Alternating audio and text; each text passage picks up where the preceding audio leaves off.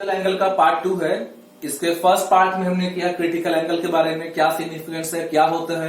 Critical angle जब बड़ा होगा एंगल ऑफ इंसिडेंस से तो क्या होगा, छोटे में क्या होगा, इक्वल में क्या होगा।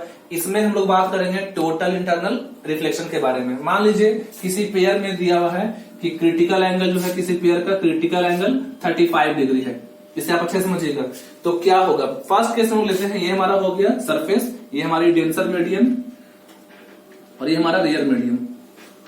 फर्स्ट केस में क्या है कि हमने लाइट को इंसिडेंस कराया और ये हमारी लाइट इंसिडेंट रे है, इंसिडेंट रे ये हमने बनाया नॉर्मल। और हमारा जो एंगल है वो हमारा है यहां पास फर्स्ट केस में 30 डिग्री और क्रिटिकल एंगल कितना है 35 है। तो हमारा एंगल ऑफ इंसिडेंस जो है, एंगल ऑफ इंसिडेंस वो छोटा है क्रिटिकल एंगल से, क्रिटिकल एंगल बड़ा, कोई प्रॉब्लम नहीं होगा।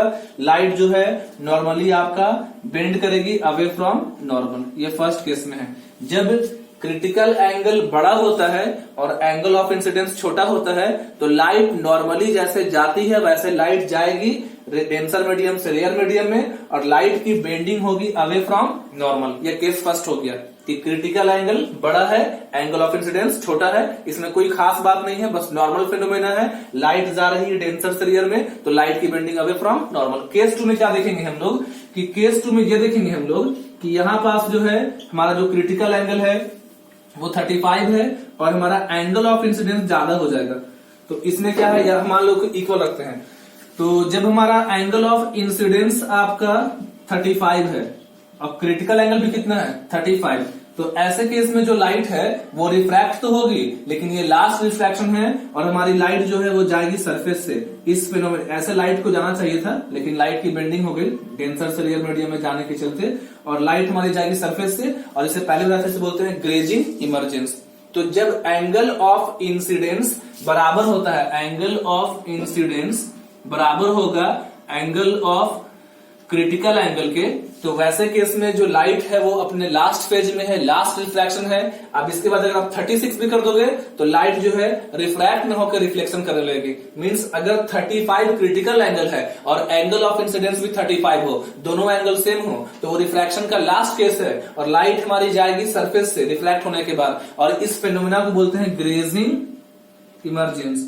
और इसमें आपका जो एंगल ऑफ रिफ्लेक्शन होता है वो रिफ्लेक्शन होता है वो था 90 डिग्री। इसे आप याद रखेंगे। थर्ड केस में क्या है कि ये हमारा सरफेस है और ये हमारा इंसिडेंट रे है, ये नॉर्मल है और एंगल हमारा 40 है। तो अब क्रिटिकल एंगल कितना है 35 है। तो इस केस में क्या होगा कि हमारा एंगल ऑफ इंसिडेंस बड़ा हो गया क्रिटिकल एंगल से। तो जब एंगल ऑफ इंसिडेंस बड़ा होता है क्रिटिकल एंगल से तो इसी केस को बोलते हैं टोटल इंटरनल रिफ्लेक्शन। तो यहाँ पास जो लाइट है वो दूसरे मीडियम में पास नहीं करेगी, लाइट इसी मीडियम में रिफ्लेक्ट हो जाएगी। जब एंगल ऑफ इंसिडेंस 40 तो एंगल ऑफ रिफ्लेक्शन भी कितना 40, एंगल आई बराबर angle R, R means reflection. तो हमने पढ़ा 3 केस कि जब इंसिडेंट एंगल क्रिटिकल एंगल से छोटा होगा तो लाइट नॉर्मली रिफ्रैक्ट करेगी दूसरे मीडियम में, डेंसर से जा रही रेयर में तो अवे फ्रॉम नॉर्मल। जब एंगल ऑफ इंसिडेंस बराबर होगा आपका क्रिटिकल एंगल के तो लाइट रिफ्रैक्ट करेगी लेकिन सरफेस से पास करेगी, ग्रेज करके जाएगी सरफेस को, तो बोलेंगे ग्रेजिंग इमरजेंस। और जब एंगल ऑफ इंसिडेंस बड़ा होगा क्रिटिकल एंगल से तो लाइट में रिफ्रैक्शन ना होकर रिफ्लेक्शन होगा और लाइट सेम मीडियम में 100% लाइट को रिफ्लेक्ट करेगी। आइए इसे समझते हैं प्रिज्म से। मान लीजिए कि ये प्रिज्म है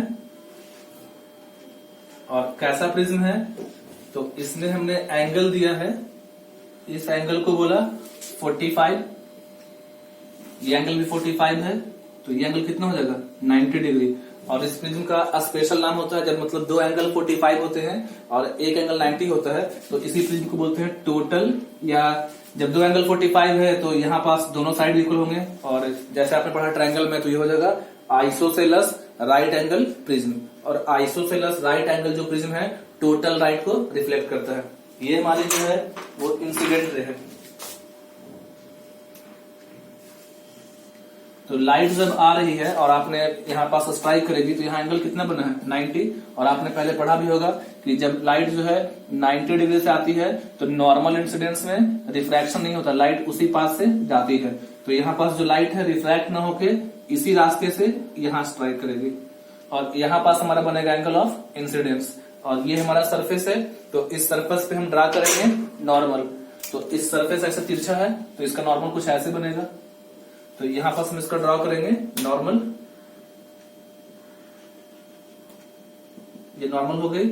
अब यहाँ पास जब 90 है तो यहाँ भी कितना होगा, ये एंगल 90 लीनियर पेयर से, और ये 90 और ये एंगल 45, और यहाँ पे एक छोटा सा ट्रायंगल बन रहा है। तो यहाँ का भी एंगल कितना होगा 45। आया समझ में ना, ये एंगल 45 था, यहाँ पास 90 था, तो यहाँ भी 90। तो जब ट्रायंगल का सम होता है 180, तो ये एंगल 45। तो हमारी लाइट जो है और ये नॉर्मल है, और ये 45, और जब नॉर्मल पे पूरा एंगल कितना बनता है 90। जैसे यहाँ नॉर्मल ड्रा किए तो ये एंगल कितना होता है 90। तो ये 45, तो ये भी कितना हो जाएगा 45। तो हमारी जो इंसिडेंट रे है वो कितना पे स्ट्राइक की है 45 पे। अब हमने पहले पढ़ा है कि प्रिज्म किसका बना है, ग्लास का। जो प्रिज्म है वो ग्लास का बना है, और ग्लास की क्रिटिकल एंगल होती है 42, और हमारा इंसिडेंट एंगल कितना है 45। तो इस केस में इंसिडेंट एंगल जो है एंगल ऑफ इंसिडेंस 45 है, और क्रिटिकल एंगल कितना है 42 है। तो क्रिटिकल एंगल से बड़ा कौन है, एंगल ऑफ इंसिडेंस। तो यहाँ पास होगी टोटल इंटरनल रिफ्लेक्शन। तो लाइट बाहर नहीं जाके लाइट इसी मीडियम में क्या होगी, रिफ्लेक्ट हो जाएगी। समझने का आप लोग कोशिश कीजिए। यहाँ पास लाइट क्या हो गई, रिफ्लेक्ट हो गई। अब क्या होगा कि यहाँ 45 है, और ये नॉर्मल पूरा कितना होता है 90, तो ये भी कितना होगा 45, और जब ये 45 तो ये भी कितना होगा 45, और लाइट यहाँ स्ट्राइक की। अब ट्रायंगल को देखिए, ये ट्रायंगल में 45, तो ये एंगल कितना बचा 90, और यहाँ जो लाइट आ रही है 90 से आ रही है। और आपने पहले पढ़ा है कि जो लाइट 90 डिग्री से आती है तो वो उसी रास्ते से पास हो जाएगी। तो ये लाइट हमारा ऐसे पास हो जाएगा। तो ग्लास ने क्या किया, जो लाइट आई थी हमारा इस प्रिज्म में वो आई थी 90 डिग्री पे, और उसी रास्ते से लाइट को 90 पे ग्लास ने प्रिज्म में रिफ्रैक्ट कर दिया। तो इसी फिनोमेना को बोलते हैं टोटल इंटरनल रिफ्लेक्शन। ये हमने एक एग्जांपल लिया, और एग्जांपल समझेंगे। ये हमारा सेकंड केस है, इसमें ये एंगल है 45, यहाँ भी 45, और ये है 90। इस बार लाइट को हम लोग ऐसे कुछ लाएंगे इस तरह से। तो लाइट यहाँ स्ट्राइक की तो यहाँ कितना एंगल होगा 90, और आप पहले पढ़े हैं कि जब लाइट 90 डिग्री पे आती है तो लाइट सीधा पास करेगी। तो ये 90, तो ये भी एंगल कितना हो जाएगा 90, और यहाँ पे एक छोटा सा ट्रायंगल बन रहा है 90 45, तो ये बचा एंगल कितना होगा 45। अब इस सरफेस पे हम ड्रा करेंगे नॉर्मल। इसका हम ड्रा किए नॉर्मल। तो यहाँ पास 45 है, और ये हमारा नॉर्मल हो गया, और ये इंसिडेंस एंगल है। तो पूरा कितना होता है 90, तो ये एंगल भी कितना होगा 45। फिर बताया था हमने ग्लास की क्रिटिकल एंगल होती है 42, और यहाँ पास हमारा जो एंगल ऑफ ये आपका नॉर्मल है, और यहाँ पे इंसिडेंट है। तो ये एंगल कौन सा हुआ, एंगल ऑफ इंसिडेंस। तो एंगल ऑफ इंसिडेंस की वैल्यू कितना हो गई है 45। तो एंगल ऑफ इंसिडेंस जो है हमारा बड़ा है, किससे बड़ा है, क्रिटिकल एंगल से। तो यहाँ पास होगा टोटल इंटरनल रिफ्लेक्शन। तो जो लाइट है वो ग्लासेस को रिफ्लेक्ट करेगा, रिफ्लेक्ट अंदर ही इसी मीडियम में रिफ्लेक्ट करेगा। अब पूरे की वैल्यू कितना होती है 90। तो यहाँ पास हम कितना बनाएंगे 45, और ये 45 ये भी कितना हो गया 45। उसके बाद यहाँ पास एक छोटा सा ट्रायंगल बना है, तो इसकी वैल्यू 90 है, यहाँ 45 है। तो ये जो बचा हुआ एंगल ये भी कितना होगा 45। तो लाइट ने यहाँ कितना पे स्ट्राइक किया 45 पे। उसके बाद हम यहाँ पे बनाएंगे नॉर्मल।